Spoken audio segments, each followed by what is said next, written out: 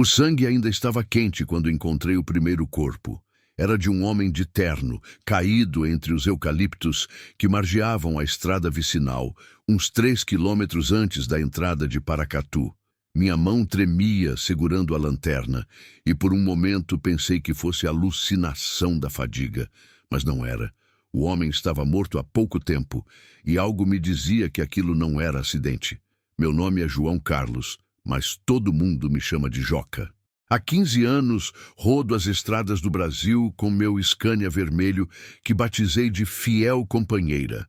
Sou natural de Vitória, no Espírito Santo, e comecei nessa vida depois que a fábrica onde trabalhava fechou.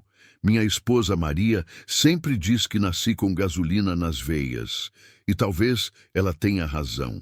Não consigo ficar parado, e a estrada virou minha segunda casa.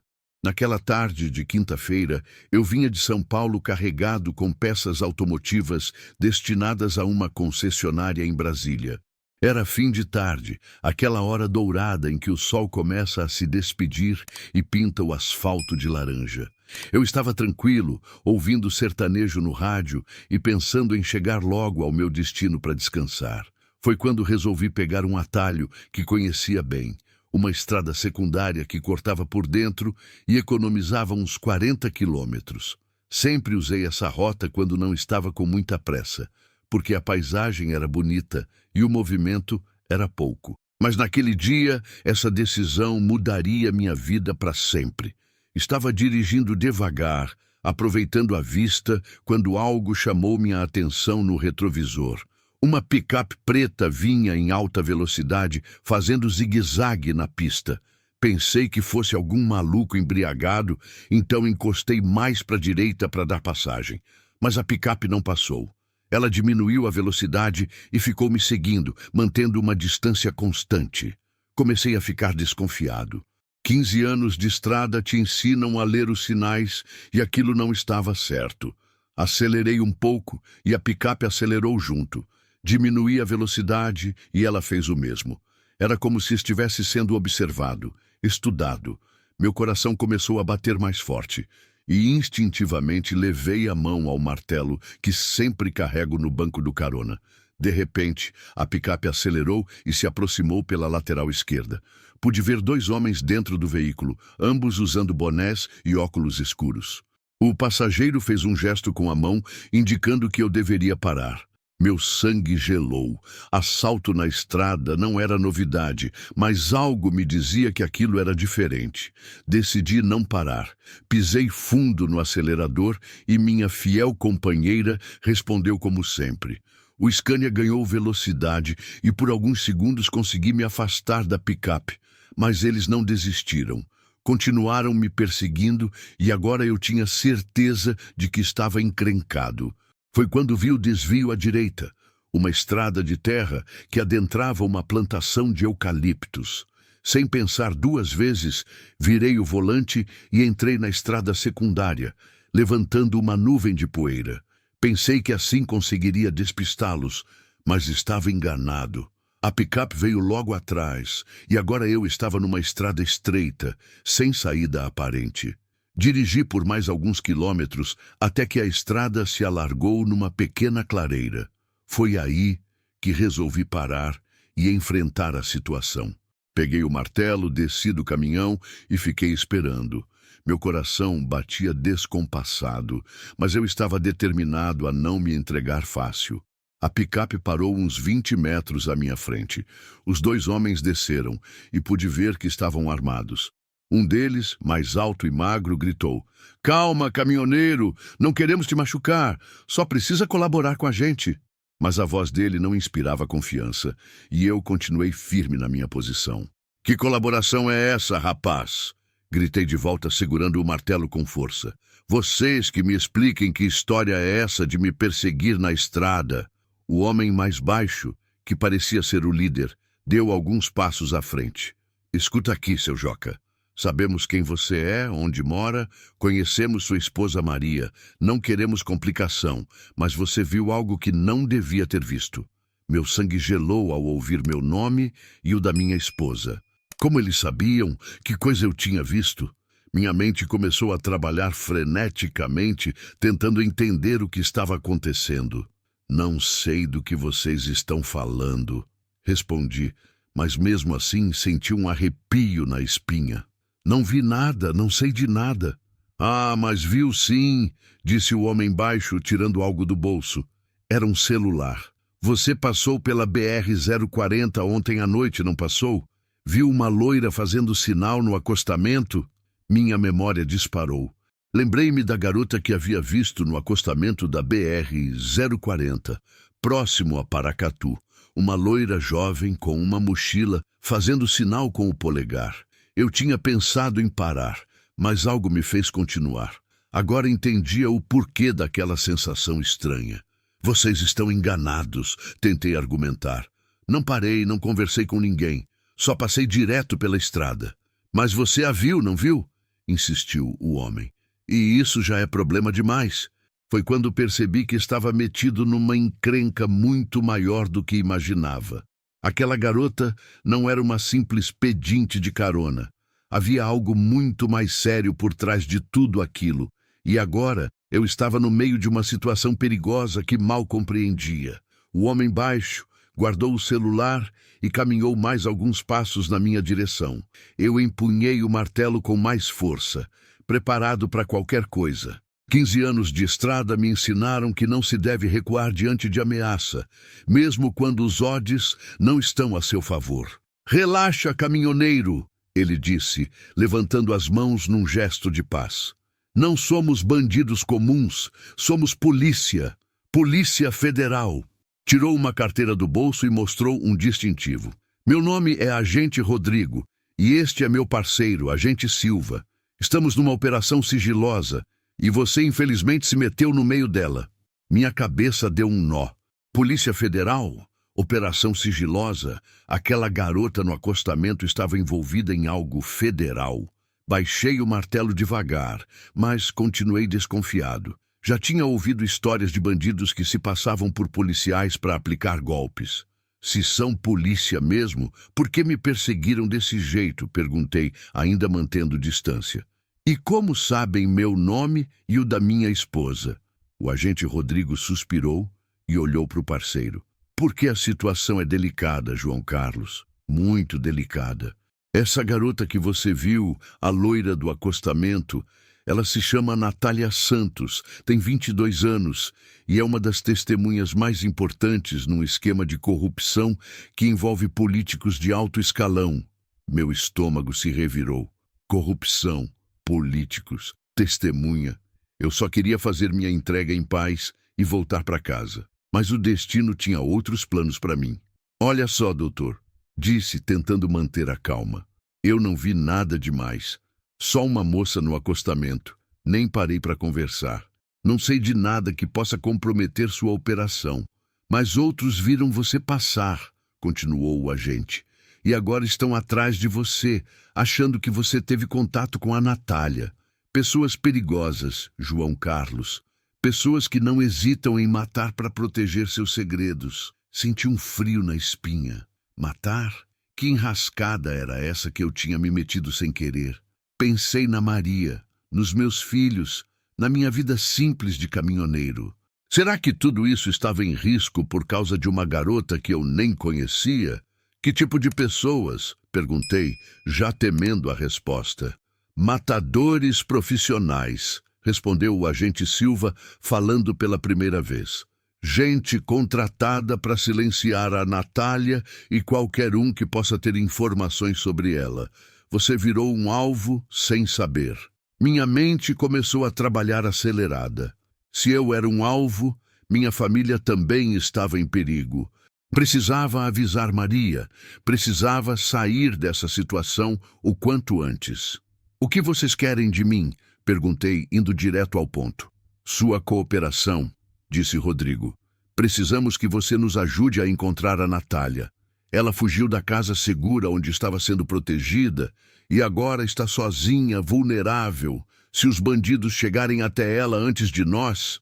Mas eu não sei onde ela está, protestei. Nem falei com a moça. Sabemos disso, respondeu Silva. Mas você conhece essas estradas melhor que qualquer um. Sabe onde alguém pode se esconder, onde pode pedir ajuda. Precisamos da sua experiência para rastreá-la. Olhei para os dois agentes e depois para o meu caminhão. Minha fiel companheira estava ali, esperando para continuar a viagem. Mas eu sabia que não podia simplesmente ir embora e fingir que nada havia acontecido. Se aqueles homens estavam dizendo a verdade, eu já estava envolvido até o pescoço. E se eu recusar? Perguntei, testando as águas. Aí você vai ter que se virar sozinho, disse Rodrigo, com uma seriedade que me arrepiou. Porque os bandidos vão atrás de você de qualquer jeito. Pelo menos conosco você tem proteção. Pensei na Maria, nos meus filhos. Pensei na minha vida simples, que de repente tinha virado um filme de ação. Mas também pensei naquela garota, sozinha e em perigo. Sempre fui um homem de bom coração, e a ideia de alguém sendo perseguido por matadores me deixava inquieto. Tá certo, disse finalmente. Vou ajudar vocês, mas quero garantias de que minha família vai ficar protegida. Já providenciamos isso, respondeu Rodrigo.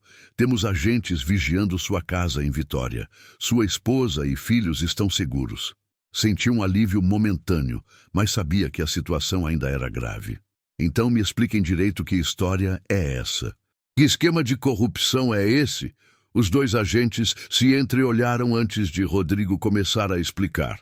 A Natália trabalhava como secretária numa empresa de construção que ganhou várias licitações suspeitas. Ela descobriu documentos que provam pagamento de propina para políticos, juízes, fiscais. Um esquema que movimenta milhões de reais. E por que ela não entregou os documentos para vocês? Perguntei. Entregou, respondeu Silva, mas só uma parte. Ela guardou o mais importante como garantia de vida. Documentos que podem derrubar governadores, deputados, até ministros. Por isso ela virou alvo. Agora eu entendia a gravidade da situação. Não se tratava de um crime comum, mas de algo que poderia abalar as estruturas do poder.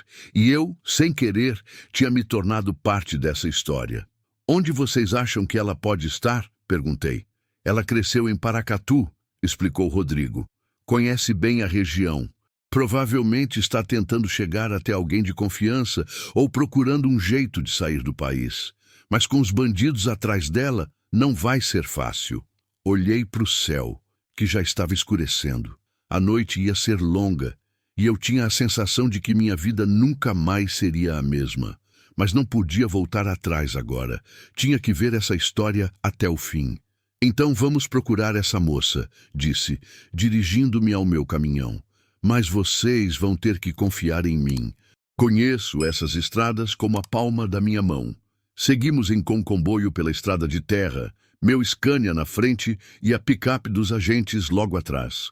O céu estava carregado de nuvens escuras e o cheiro de chuva no ar me deixava ainda mais tenso. Conhecia bem aquela região e sabia que se começasse a chover, as estradas de terra ficariam intransitáveis.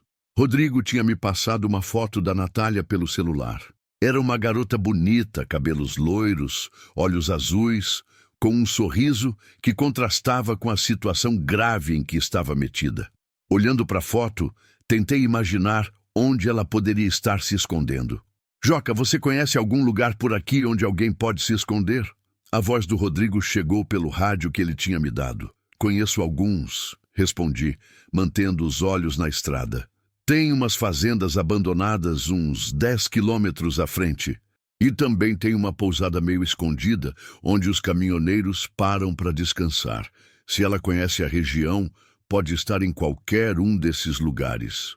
Dirigimos por mais meia hora, até chegarmos à primeira fazenda abandonada. Era uma propriedade antiga, com a casa principal em ruínas e um galpão que ainda estava de pé. Descemos dos veículos e nos aproximamos cautelosamente, com as lanternas acesas.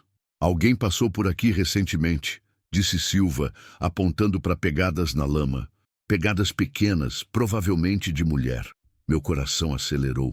Será que tínhamos encontrado a Natália? Seguimos as pegadas até o galpão. A porta estava entreaberta e podia-se ouvir um ruído lá dentro. Natália! Chamou Rodrigo em voz baixa. Somos da Polícia Federal. Estamos aqui para te ajudar. Um gato saiu correndo do galpão, me fazendo dar um pulo. Mas além do bicho, não havia ninguém lá dentro. Apenas algumas latas vazias e sinais de que alguém havia dormido ali recentemente. Ela esteve aqui, disse Silva, examinando uma manta suja no chão. Mas já foi embora. Não deve ter sido há muito tempo. Continuamos a busca, verificando cada canto da propriedade. Não encontramos mais nenhum rastro da garota, mas estava claro que ela tinha passado por ali. Isso me deixou ainda mais preocupado, porque se nós conseguimos rastreá-la, os bandidos também poderiam conseguir. Qual é o próximo lugar? Perguntou Rodrigo. A pousada do seu Mané, respondi. Fica uns 5 quilômetros daqui. É um lugar discreto, onde os caminhoneiros param quando precisam de um lugar seguro para dormir. Voltamos para os veículos e seguimos pela estrada. A chuva começou a cair, primeiro devagar, depois mais forte. As gotas grossas batiam no para-brisa do meu caminhão e eu tive que ligar o limpador no máximo. A visibilidade estava ficando ruim e eu dirigia devagar, tentando não derrapar na lama. Foi quando vi as luzes na minha frente. 2 lanternas balançando de um lado para o outro, como se alguém estivesse fazendo sinais. Diminuí a velocidade e avisei os agentes pelo rádio. Tem alguém na estrada, disse. 2 pessoas com lanternas. Pode ser ela, respondeu Rodrigo. Vamos com cuidado. Parei o caminhão uns 50 metros antes das luzes e descemos. A chuva estava caindo com força agora, e em poucos segundos estávamos encharcados. Caminhamos em direção às lanternas, com as armas em punho. Os agentes com pistolas e eu com meu martelo. Polícia Federal! Gritou Rodrigo. Identifiquem-se! As lanternas pararam de se mover, e por um momento só se ouvia o ruído da chuva batendo na terra. Então uma voz feminina respondeu: Não atirem, sou eu, Natália! Meu coração disparou. Finalmente a tínhamos encontrado, mas algo me incomodava. A voz parecia diferente, mais grave do que eu esperava. E por que ela estava com alguém? Nos aproximamos devagar, e logo pudemos ver 2 figuras na escuridão. Uma era mesmo uma mulher loira, mas a outra era um homem alto, usando um chapéu de cowboy. Ambos estavam ensopados e pareciam cansados. Natália Santos? Perguntou Silva, mantendo a arma apontada. Sim, sou eu, respondeu a garota. E este é Geraldo. Ele me ajudou a fugir dos bandidos. Olhei para o homem ao lado dela. Tinha uns 50 anos, barba grisalha, e um jeito de quem conhecia bem a vida no interior. Algo nele me lembrava os vaqueiros que eu encontrava nas estradas do Nordeste. Como vocês me encontraram? Perguntou Natália, com uma mistura de alívio e desconfiança na voz. Tivemos ajuda, respondeu Rodrigo, apontando para mim. Este é João Carlos, um caminhoneiro que conhece bem a região. Ele nos ajudou a rastreá-la. Natália olhou para mim com curiosidade. Você é o caminhoneiro que passou ontem na BR-040? Eu vi seu caminhão vermelho. Sim, sou eu, confirmei. Mas não parei porque sentiu que algo não estava certo, ela completou. Foi uma decisão sábia. Se tivesse parado, provavelmente estaria morto agora. Suas palavras me gelaram o sangue. Morto? Por quê? Porque eles estavam me esperando, explicou Natália. Os bandidos sabiam que eu ia tentar pegar carona ali. Era uma armadilha. Qualquer um que parasse para me ajudar seria eliminado. Rodrigo e Silva se entreolharam, preocupados. Como eles sabiam onde você estaria? Perguntou Rodrigo. Porque tem alguém dentro da operação passando informações para eles, respondeu Natália, com amargura na voz. Alguém que conhece todos os nossos movimentos. O silêncio que se seguiu foi interrompido apenas pelo barulho da chuva. A revelação da Natália mudava tudo. Se havia um traidor entre os agentes federais, nossa situação era muito mais perigosa do que eu imaginava. Precisamos sair daqui, disse Geraldo, falando pela primeira vez. Eles não vão demorar a chegar. Conheço um lugar seguro, onde podemos nos esconder até amanhecer. Onde? Perguntou Silva, desconfiado. Uma mina abandonada a uns 15 quilômetros daqui, respondeu Geraldo. Lugar que só os locais conhecem. Podemos chegar lá com os veículos, Mas vai ser difícil com essa chuva. Olhei para o céu escuro e senti que a situação estava ficando cada vez mais complicada. Mas não tínhamos escolha. Precisávamos encontrar um abrigo e descobrir quem era o traidor antes que fosse tarde demais. A mina abandonada ficava numa região montanhosa, cercada por mata fechada. O caminho até lá foi um inferno. Meu Scania patinou várias vezes na lama e eu tive que usar toda a minha experiência para não atolar. A picape dos agentes vinha logo atrás, também lutando contra o terreno traiçoeiro. Geraldo ia na carona comigo, me dando direções, enquanto Natália seguia com os agentes federais. O homem falava pouco, mas quando abria a boca, demonstrava conhecer muito bem aquela região. Disse que havia trabalhado na mina há 15 anos, antes dela ser desativada. Como você encontrou a Natália? Perguntei, tentando puxar conversa. Ela apareceu na minha propriedade de manhã cedo, respondeu Geraldo. Estava assustada. Disse que homens armados estavam atrás dela. Eu não podia deixar uma moça sozinha naquela situação. Parecia uma história simples, mas algo me incomodava. Será que era apenas coincidência Geraldo aparecer na hora certa? Ou havia algo mais por trás de tudo isso? Chegamos à mina depois de 2 horas de viagem tortuosa. Era um local isolado, com uma entrada estreita que levava a um complexo de túneis subterrâneos. Geraldo nos guiou até uma área onde havia algumas construções abandonadas que serviam de abrigo. Aqui estaremos seguros, disse ele, acendendo uma fogueira numa das construções. Ninguém conhece este lugar além de mim e mais alguns garimpeiros antigos. Nos acomodamos ao redor do fogo, tentando nos secar e esquentar.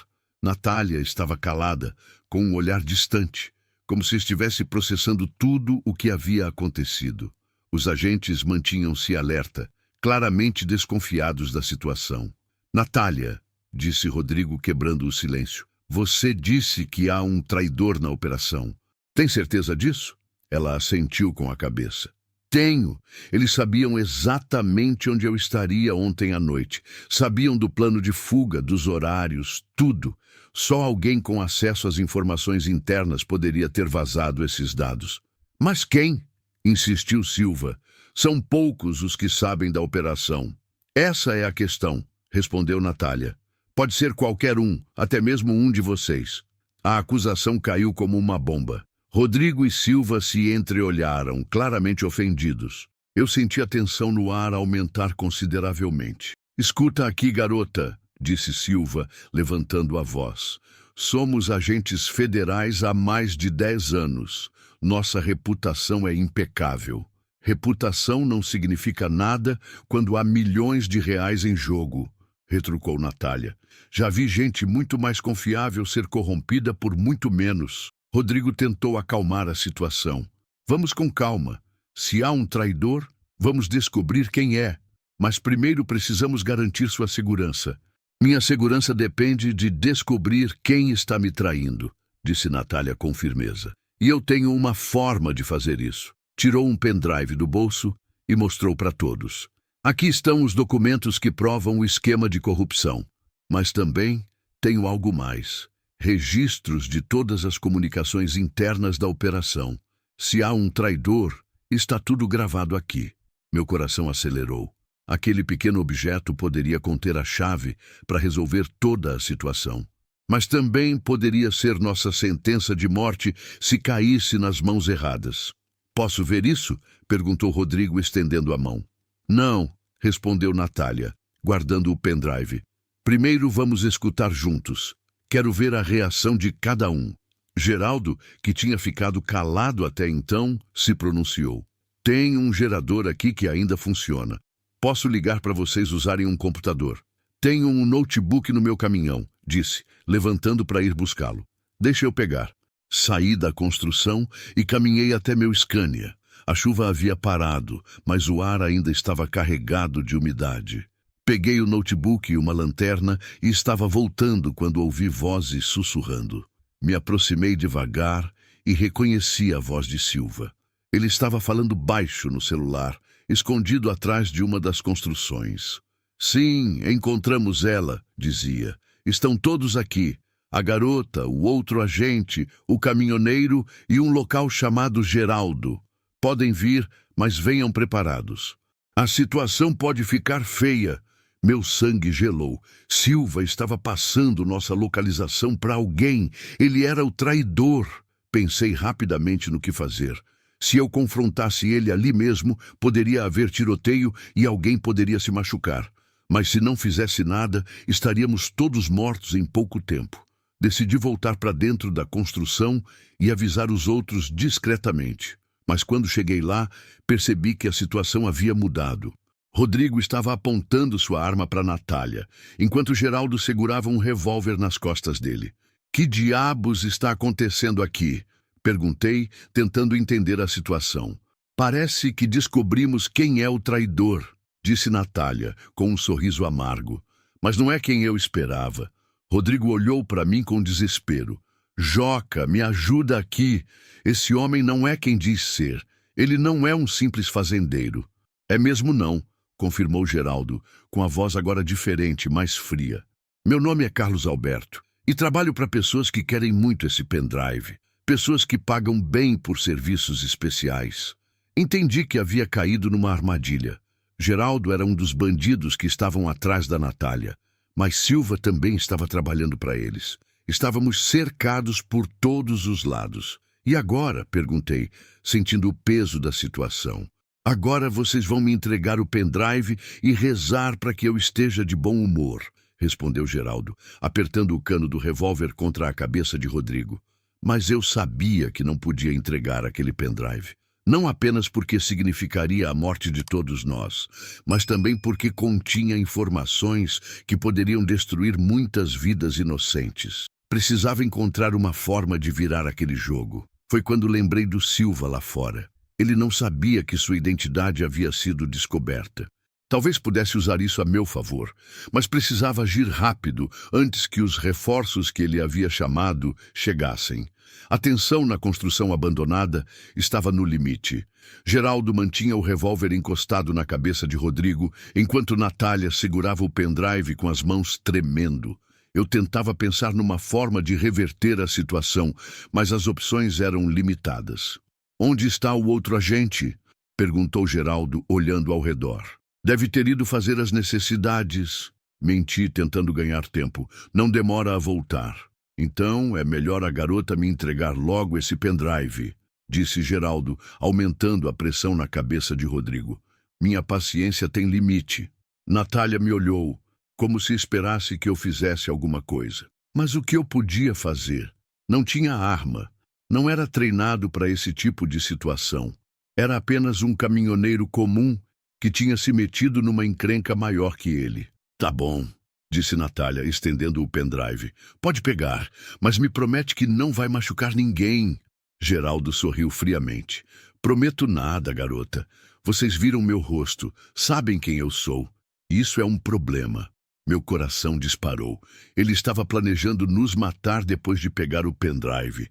Precisava fazer alguma coisa e rápido. Foi quando tive uma ideia desesperada. Espera aí, disse, me aproximando devagar. Antes de pegar o pendrive, você não quer saber o que tem nele?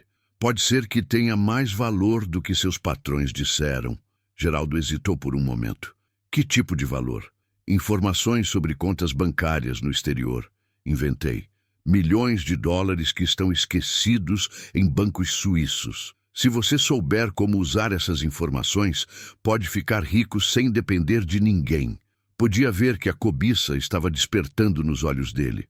Mostra aí, disse, sem baixar a arma. Natália me olhou confusa, mas entendeu que eu estava tentando alguma coisa. Ligou o notebook que eu havia trazido e inseriu o pendrive. A tela se iluminou, mostrando vários arquivos. Olha só, disse apontando para a tela. Tem uma pasta aqui chamada Contas Offshore. Deve ser isso que você está procurando. Geraldo se aproximou para ver melhor, mantendo a arma apontada para Rodrigo, mas claramente interessado no que estava na tela. Era a chance que eu precisava. Num movimento rápido, peguei um punhado de terra do chão e joguei nos olhos dele. Geraldo gritou e instintivamente levou as mãos ao rosto, largando o revólver. Rodrigo aproveitou para se jogar para frente e derrubar o bandido. Os dois rolaram pelo chão, lutando pelo controle da arma. Eu corri para ajudar Rodrigo, mas foi quando Silva apareceu na entrada da construção com a pistola em punho.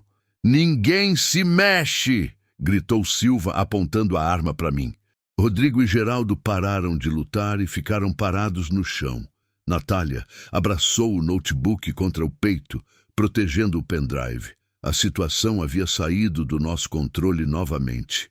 "Muito bem, Silva", disse Geraldo, se levantando e pegando seu revólver. "Chegou na hora certa."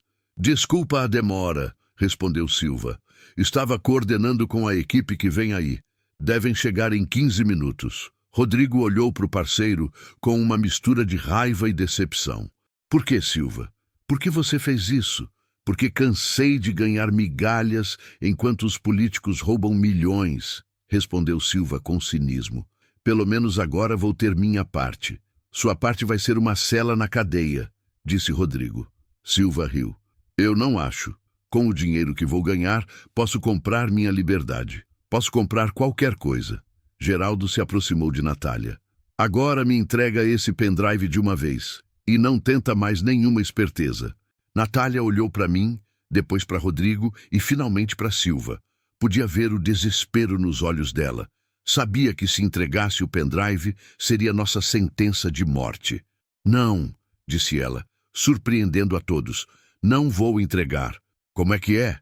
disse Geraldo, apontando o revólver para ela.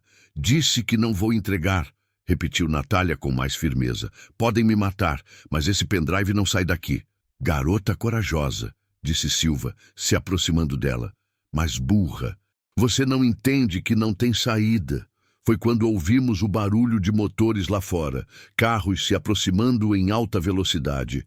Meu coração disparou, achando que fossem os reforços que Silva havia chamado. Mas a reação dos dois bandidos me fez perceber que algo estava errado. "Que diabos?" murmurou Geraldo, correndo até a janela. "Não era para eles chegarem tão cedo", disse Silva, também parecendo confuso. Olhei pela janela e vi 3 veículos pretos cercando a área. Homens armados desceram dos carros e começaram a se posicionar ao redor da construção. Mas não eram policiais federais. Eram homens com cara de bandidos, vestidos de preto, com armas pesadas. "Quem são esses?" perguntou Rodrigo. Silva e Geraldo se entreolharam, claramente nervosos. "São os patrões", disse Geraldo. "Vieram pessoalmente buscar o pendrive." "Isso não estava no plano", murmurou Silva. Uma voz amplificada ecoou do lado de fora. "Pessoal aí dentro, vocês têm 5 minutos para sair com as mãos para cima e entregar o que viemos buscar." Geraldo e Silva pareciam em pânico. Era óbvio que eles não esperavam por aquela visita. Pensei rapidamente na situação.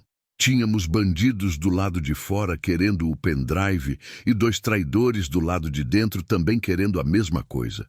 Estávamos entre a cruz e a caldeirinha. "Escuta", disse Geraldo, se dirigindo a Rodrigo. "Mudou o jogo. Esses caras lá fora não vão deixar nenhum de nós vivo. Preciso da sua ajuda para sair dessa." "Você está louco se acha que vou te ajudar", respondeu Rodrigo. "Então todos nós vamos morrer", disse Silva, "porque esses homens não vieram aqui para negociar." Olhei para Natália, que ainda segurava o notebook contra o peito. A corajosa garota estava disposta a morrer para proteger aquelas informações. Mas eu não podia deixar isso acontecer. Tinha que encontrar uma forma de todos nós sairmos vivos dessa situação. "Tem alguma saída pelos fundos?" perguntei para Geraldo. "Tem um túnel que leva à mina", respondeu ele. "Mas é perigoso. Parte da estrutura pode estar comprometida." "Melhor que ficar aqui esperando a morte", disse. Foi quando a voz lá fora gritou novamente: 3 minutos! Depois disso, vamos entrar atirando."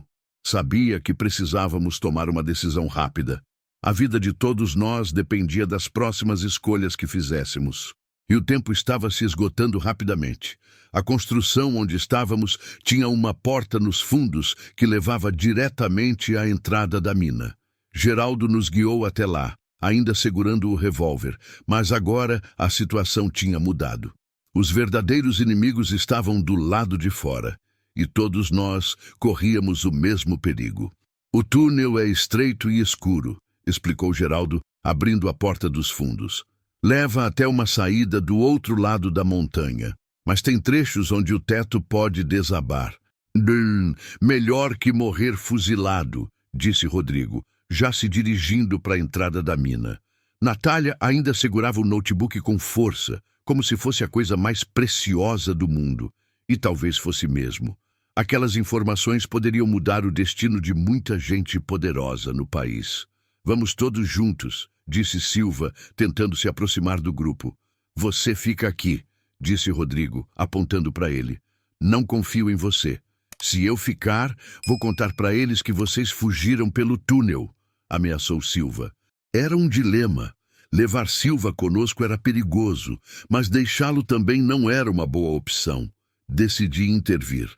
Ele vem com a gente, disse, mas sem arma, e na frente onde possamos vigiá-lo. Silva entregou a pistola para Rodrigo, claramente sem escolha. Entramos no túnel em fila indiana. Silva na frente, depois Geraldo com uma lanterna, em seguida Natália com o notebook, depois eu, e Rodrigo fechando a retaguarda. O túnel era mesmo estreito e escuro. As paredes eram de pedra bruta, e em alguns pontos podia-se ouvir o gotejamento de água. O ar estava pesado e úmido, e eu comecei a me sentir claustrofóbico. 15 anos de estrada me acostumaram com espaços abertos, e estar ali embaixo da terra era uma sensação perturbadora. Quanto tempo até chegarmos na saída? Perguntei para Geraldo. Uns 40 minutos, se não houver nenhum desabamento, respondeu ele. Caminhamos em silêncio por alguns minutos, ouvindo apenas o eco dos nossos passos. Foi quando Natália tropeçou e quase derrubou o notebook. Eu a segurei pelo braço, evitando que ela caísse. Obrigada, disse ela, me olhando com gratidão. De nada, respondi. Não podemos perder essas informações. Não é só por isso, disse ela com a voz baixa. É porque há pessoas inocentes envolvidas nessa história. Pessoas que vão sofrer se esses documentos não chegarem às autoridades certas. Que tipo de pessoas? Perguntei curioso. Funcionários públicos honestos que descobriram o esquema e foram ameaçados. Empresários pequenos que se recusaram a pagar propina e tiveram suas empresas quebradas. Gente comum que teve a vida destruída por causa da ganância desses políticos corruptos. Entendi, então, por que ela estava arriscando a vida para proteger aquelas informações. Não era apenas uma questão de justiça, mas de proteger pessoas inocentes que não tinham como se defender. Continuamos caminhando pelo túnel, mas de repente Geraldo parou. Tem algo errado, disse ele, iluminando o caminho à frente. Parte do teto havia desabado, bloqueando parcialmente a passagem. Havia um espaço pequeno por onde ainda era possível passar, mas seria necessário rastejar. É perigoso, disse Geraldo. Se houver outro desabamento, enquanto estivermos passando, não temos escolha, disse Rodrigo. Eles devem ter descoberto nossa fuga a essa altura. Precisamos continuar. Silva foi o primeiro a passar pelo buraco, seguido por Geraldo. Depois foi a vez de Natália. Ela me entregou o notebook antes de rastejar pela abertura, confiando em mim para proteger as informações. Quando foi minha vez, senti o peso da responsabilidade. Não era apenas minha vida que estava em risco, mas o futuro de muitas pessoas inocentes. Rastejei cuidadosamente pela abertura, sentindo pedras soltas caindo sobre minha cabeça. Rodrigo veio por último, e quando todos estávamos do outro lado do desabamento, ouvimos um ruído atrás de nós. Mais pedras caindo, bloqueando completamente a passagem. Agora não tem mais volta, disse Geraldo. Continuamos a caminhada pelo túnel. O ar estava ficando cada vez mais pesado e eu comecei a me preocupar com a possibilidade de falta de oxigênio. Mas Geraldo parecia conhecer bem o caminho e continuava nos guiando com segurança. Foi quando ouvimos vozes ecoando pelo túnel atrás de nós. Vozes de homens que pareciam estar nos seguindo. Como eles conseguiram entrar? Perguntou Natália, assustada. Deve ter outra entrada, respondeu Geraldo. Essa mina tem vários acessos. Então eles podem estar nos esperando na saída também, disse Silva. A situação estava ficando cada vez mais complicada. Estávamos presos num túnel subterrâneo, com bandidos atrás de nós e possivelmente nos esperando na frente também. Mas não podíamos parar. Tínhamos que continuar e torcer para encontrar uma forma de escapar. As vozes atrás de nós estavam ficando mais próximas. Eram pelo menos 3 homens e pareciam conhecer o túnel. Nosso tempo estava se esgotando rapidamente. Tem algum desvio por aqui? Perguntei para Geraldo. Tem um túnel lateral uns 200 metros à frente, respondeu ele. Leva para uma parte mais antiga da mina. Pode ser nossa única chance. Aceleramos o passo, tentando chegar ao desvio antes que os bandidos nos alcançassem. Natália estava ofegante, claramente não acostumada com esse tipo de esforço físico. Mas ela continuava firme, determinada a proteger as informações que carregava. Chegamos ao desvio e entramos no túnel lateral. Era ainda mais estreito que o anterior e havia menos ventilação. Mas era nossa única opção de escapar dos perseguidores. Para onde esse túnel leva? Perguntou Rodrigo. Para uma câmara antiga onde guardavam explosivos, respondeu Geraldo. Tem uma saída que dá numa estrada secundária. E se não conseguirmos sair por lá? Perguntou Silva. Geraldo não respondeu, mas o silêncio dele já era resposta suficiente. Se não conseguíssemos sair pela câmara dos explosivos, estaríamos encurralados, e com os bandidos nos perseguindo, nossa situação seria desesperadora. Continuamos caminhando pelo túnel lateral, torcendo para que nossa sorte não acabasse ali, nas profundezas de uma mina abandonada. A câmara dos explosivos era uma caverna natural ampliada pelos mineiros décadas atrás.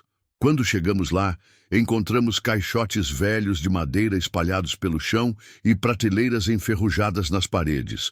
O ar cheirava a umidade e pólvora antiga, mesmo depois de tanto tempo. A saída fica ali, disse Geraldo, apontando para uma abertura no fundo da câmara. Mas vai dar numa estrada bem longe da estrada principal.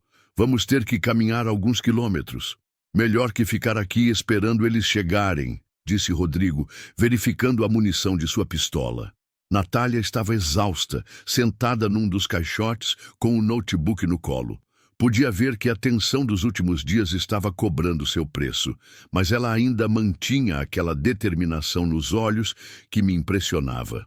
Vocês podem ir na frente, disse ela. Eu só vou atrasar vocês. Ninguém fica para trás, respondi, ajudando ela a se levantar. Chegamos até aqui juntos, vamos sair juntos. Foi quando ouvimos ruídos vindo do túnel por onde tínhamos chegado. Nossos perseguidores estavam se aproximando. Geraldo apagou a lanterna e ficamos todos em silêncio, tentando nos esconder atrás dos caixotes. 3 homens entraram na câmara com lanternas potentes, varrendo o ambiente. Eram os bandidos que estavam na superfície. Um deles era baixo e musculoso, outro era alto e magro, e o terceiro tinha uma cicatriz que atravessava todo o rosto. Sabemos que vocês estão aqui, disse o homem da cicatriz, com voz grave. Não adianta se esconder. Só queremos o pendrive. Entreguem isso e ninguém se machuca. Nenhum de nós respondeu. Estávamos escondidos em diferentes pontos da câmara, tentando não fazer barulho. Meu coração batia tão forte que temia que eles pudessem ouvir. Tá bom, continuou o homem. Vamos fazer assim. Vou contar até 10. Se não entregarem o pendrive, vamos começar a atirar em todos os cantos até acertar alguém. Olhei para Natália, que estava escondida atrás de um caixote próximo ao meu. Ela segurava o notebook contra o peito e me olhava com desespero. Sabia que ela estava pensando em se entregar para salvar nossas vidas. 1, começou a contar o bandido. 2, 3. Rodrigo estava posicionado perto da entrada com a pistola em punho. Podia vê-lo calculando as chances de um confronto. Mas éramos 4 contra 3, e eles tinham armas mais pesadas. 4, 5, 6.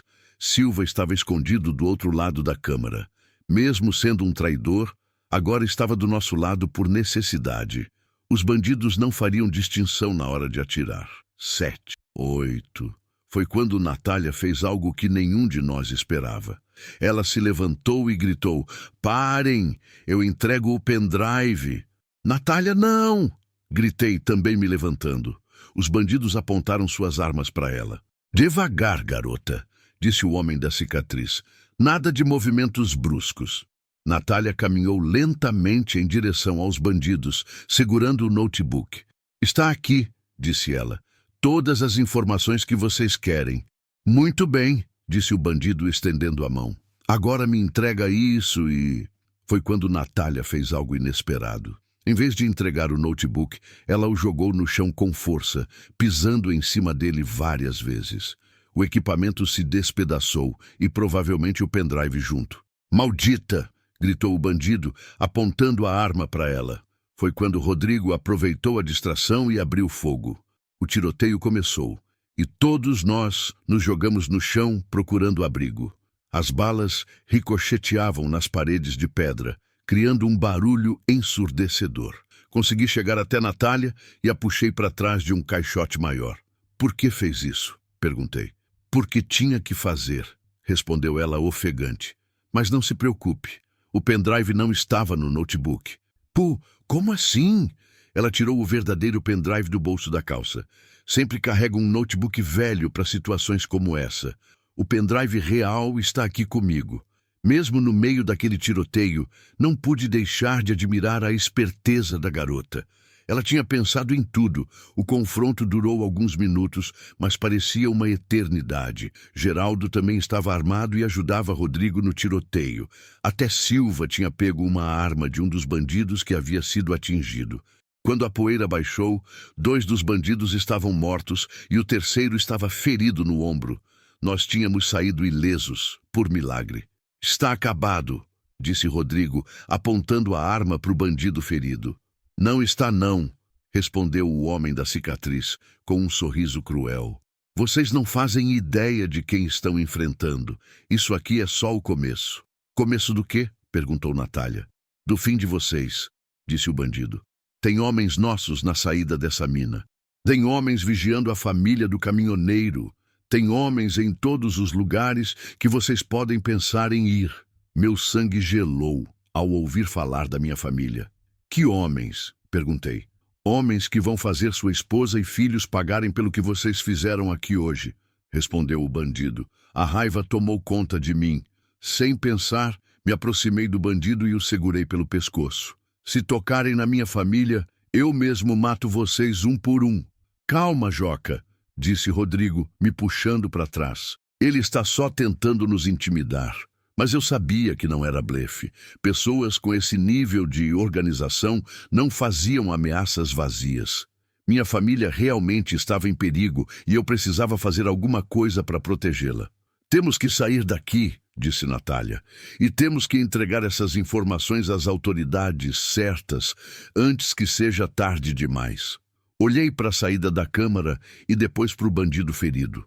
Nossa fuga estava longe de terminar. Na verdade, sentia que estava apenas começando. Saímos da mina pela abertura que Geraldo havia indicado, mas agora tínhamos certeza de que éramos esperados lá fora. O bandido ferido não estava blefando.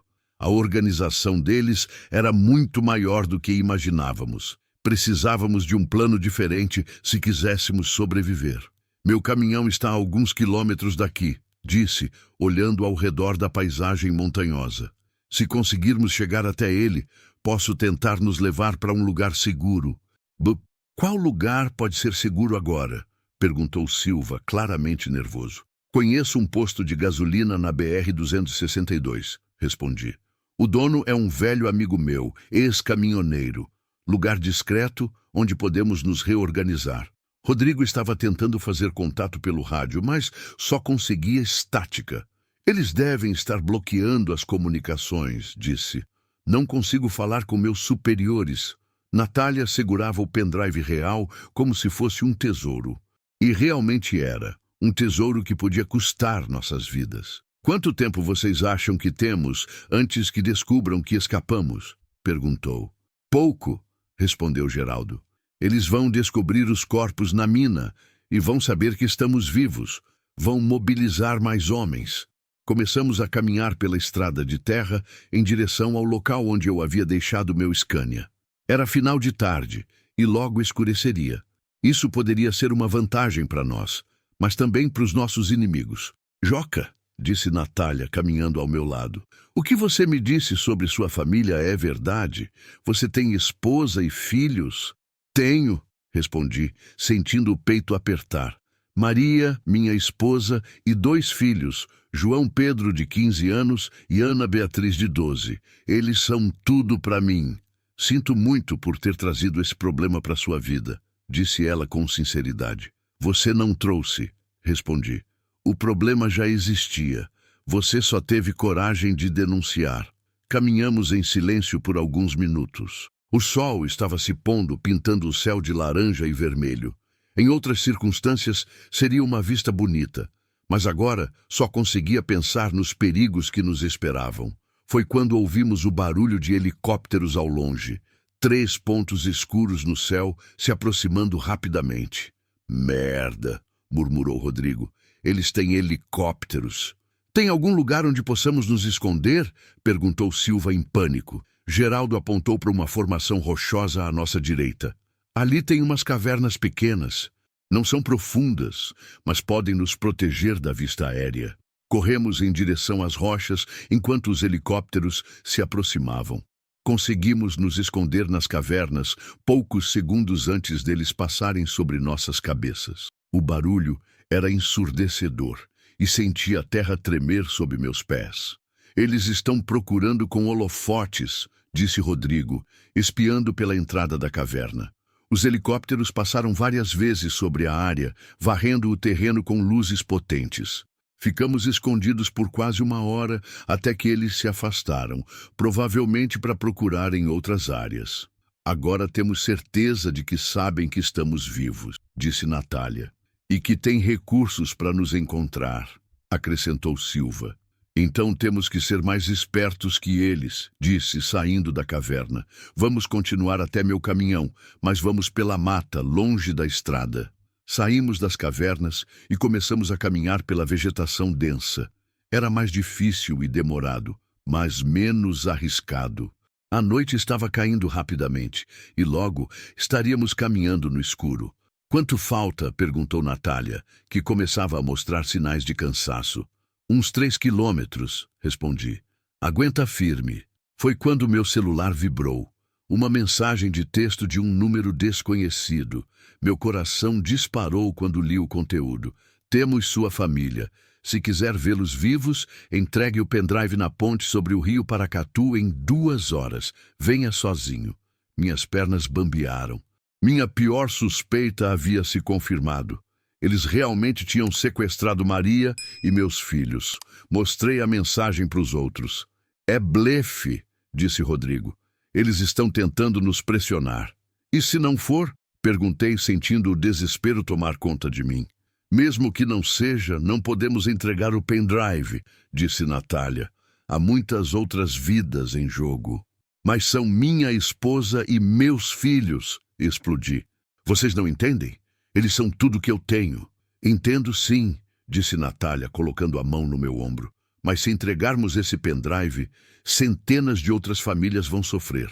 Políticos corruptos vão continuar roubando. Empresários honestos vão continuar sendo perseguidos. Funcionários públicos íntegros vão continuar sendo ameaçados. Sabia que ela estava certa, mas meu coração de pai estava falando mais alto que a razão. Como escolher entre minha família e a justiça? Como tomar uma decisão que podia custar a vida das pessoas que mais amava no mundo? Tem que haver outro jeito, disse desesperado. Tem sim, disse Rodrigo. Vamos até a ponte, mas não para entregar o pendrive. Vamos para resgatar sua família. Como? Perguntei. Com um plano que vai exigir coragem de todos nós, respondeu ele. E muita sorte. Olhei para cada um dos meus companheiros de fuga. Geraldo, o fazendeiro que havia se revelado bandido, mas agora estava do nosso lado. Silva, o agente corrupto que também lutava pela sobrevivência. Rodrigo, o agente íntegro que arriscava tudo pela justiça, e Natália, a jovem corajosa que carregava nas mãos o futuro de muita gente. Será que realmente poderíamos enfrentar uma organização criminosa tão poderosa e sair vitoriosos? Ou estávamos apenas caminhando em direção à nossa própria morte? O tempo dirá. Mas uma coisa eu sabia. Não ia desistir da minha família sem lutar. Chegamos ao meu Scania quando faltava um pouco mais de 1 hora para o encontro na ponte. Minha fiel companheira estava intacta, escondida entre as árvores onde eu a havia deixado. Ver o caminhão vermelho me deu um pouco de esperança. Pelo menos tínhamos transporte. Qual é o plano? Perguntei para Rodrigo ligando o motor. Primeiro, vamos até a ponte para reconhecer o terreno, explicou ele. Precisamos saber quantos homens eles têm, como estão posicionados, onde estão mantendo sua família. E depois, insistiu Natália. Depois vamos improvisar, respondeu Rodrigo com um sorriso tenso. Às vezes é o que funciona melhor. Dirigimos em direção à ponte sobre o rio Paracatu, mantendo os faróis apagados e usando apenas as luzes de emergência.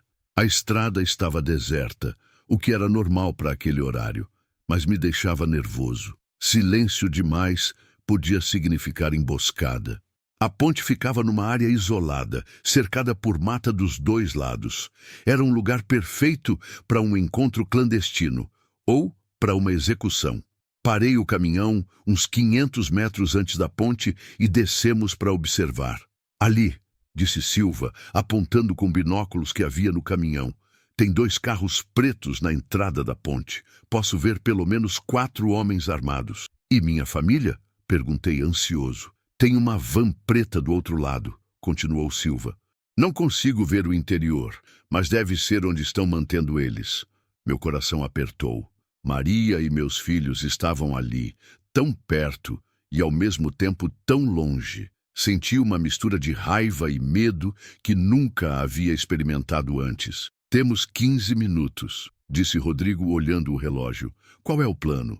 Foi quando tive uma ideia. Escutem, disse. Eu vou aparecer na ponte como eles pediram, mas vocês vão se posicionar para atacar quando eu der o sinal. Que sinal? Perguntou Natália. Vou buzinar 3 vezes, respondi. Aí vocês atacam de surpresa, enquanto eu tento chegar até minha família. É muito arriscado, disse Rodrigo. Eles podem te matar assim que perceberem que é uma armadilha. É o único jeito, insisti. Não posso arriscar a vida da Maria e das crianças tentando ser esperto demais. Geraldo, que tinha ficado calado, finalmente falou. Tem outro problema. Mesmo que consigamos resgatar sua família, eles vão continuar atrás de nós. Essa organização tem tentáculos em todo lugar. Então o que você sugere? Perguntou Silva. Que a gente termine isso de uma vez, respondeu Geraldo. Não adianta só resgatar sua família se eles vão continuar sendo perseguidos pelo resto da vida. Como assim? Perguntei. Simples, disse Geraldo. A gente entrega as informações do pendrive para a imprensa, para os órgãos de controle, para todo mundo ao mesmo tempo. Assim eles não conseguem mais abafar o caso. Natália balançou a cabeça. Já tentei isso antes. Eles têm influência na mídia também. Muitos jornalistas foram comprados ou intimidados.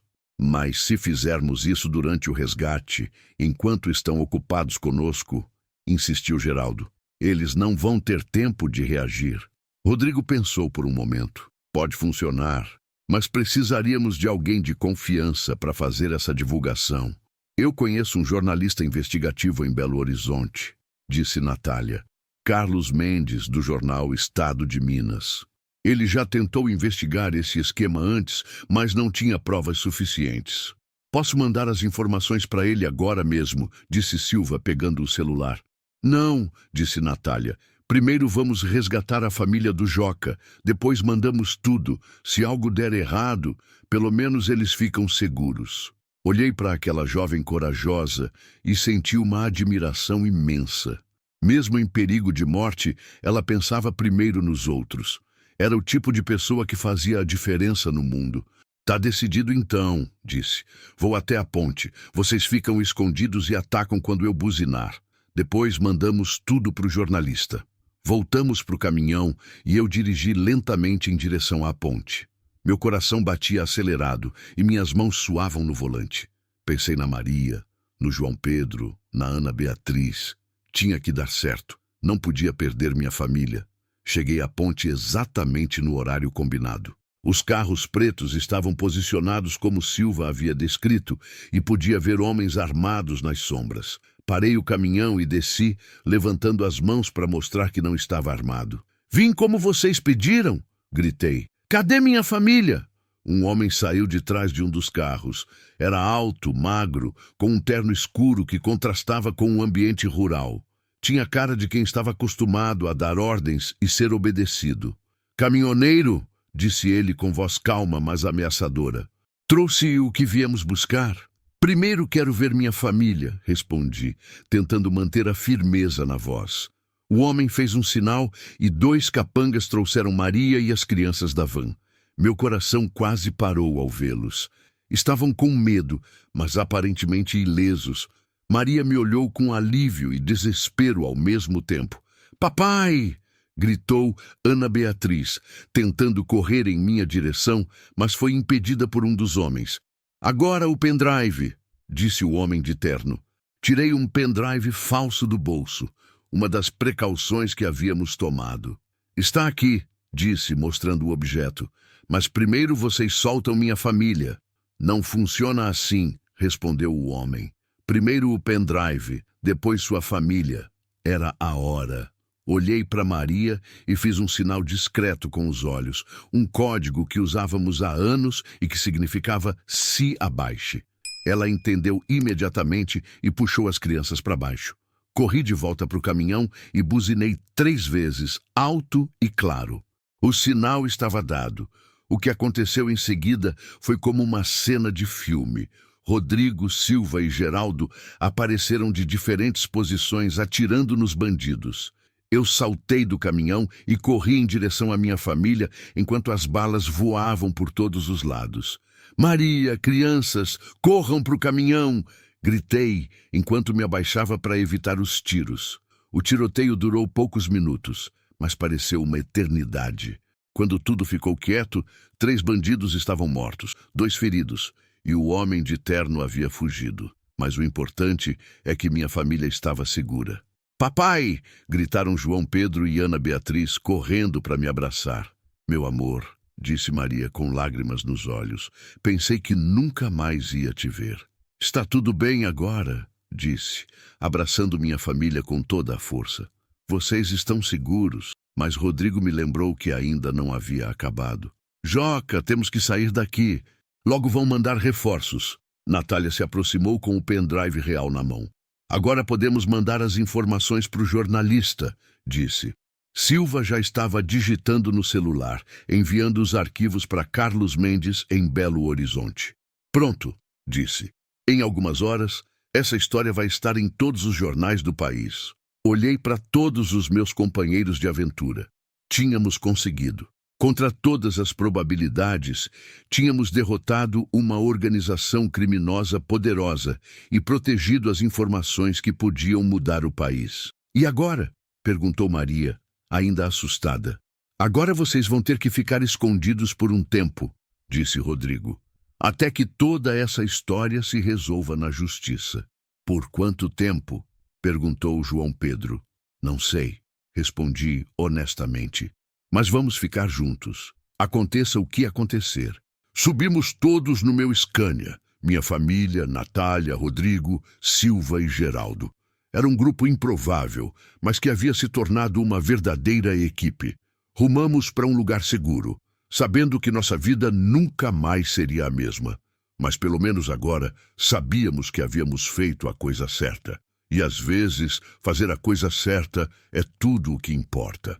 6 meses depois, eu estava dirigindo minha fiel companheira pela BR-101, a caminho de uma entrega em Salvador. A vida havia voltado ao normal, ou pelo menos a uma nova versão do normal. O escândalo que Natália havia denunciado realmente mudou o país.